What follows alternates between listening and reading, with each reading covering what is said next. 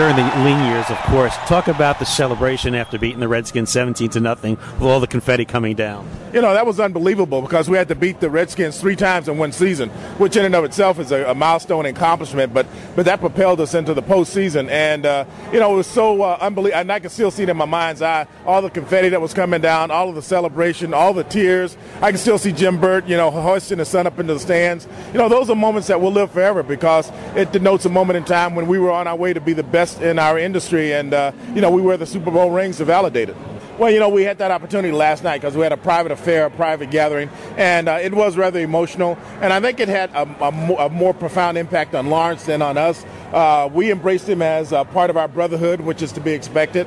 And I think he was pleasantly surprised at the level of embrace that he received. But that's just the way we are. And it doesn't matter what trials and tribulations any of us go through, they're still going to be a part of that very special fraternity. Well, it's almost Reggie Jackson-ish. I mean, you can just definitely say that Lawrence was the straw. He was the guy who brought that tenacity to our defense, and we kind of wanted to follow suit. So I give Lawrence a lot of credit for being the impetus for us being world champions.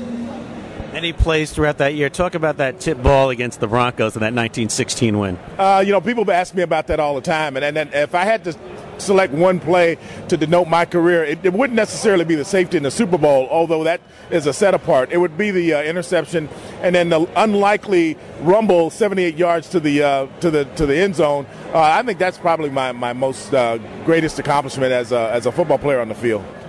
George, do you think back of running on the field before the Super Bowl and then walking off after the win? What do you think about more, and maybe go through both sets of emotions? People always talk about getting to the Super Bowl, and I know that you know, that's been a big concern here in New York of late. But getting to the Super Bowl is just half the battle. It's half the, you know, it's only half of the equation.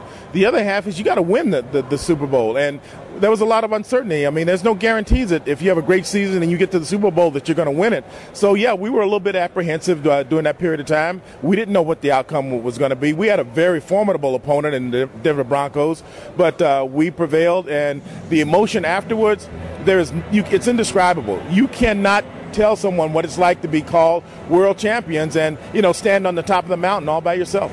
Denver did move the ball against your defense early on in that game.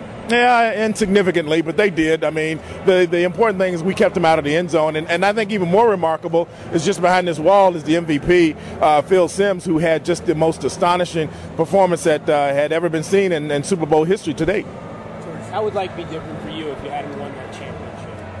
I think that it would be, I think in everyone's mind and everyone's heart, without question, you would have a regret for the rest of your life. And I've talked to a lot of guys who've gone and had a great pro career and either didn't get to the Super Bowl or got to the Super Bowl and didn't win it.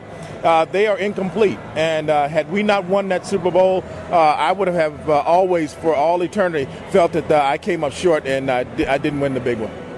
Well, first of all, when I look at my teammates today, I think they all have, and Bill Parcells made this point last night, that the vast majority of the guys have been overwhelmingly successful, which says that Parcells is not just a chief architect of ball players. He's a great architect of character of men. And when you look and see what some of the guys have accomplished, I mean, that's the real story right now, is success off the field. And I hope to see it's replicated among younger athletes today.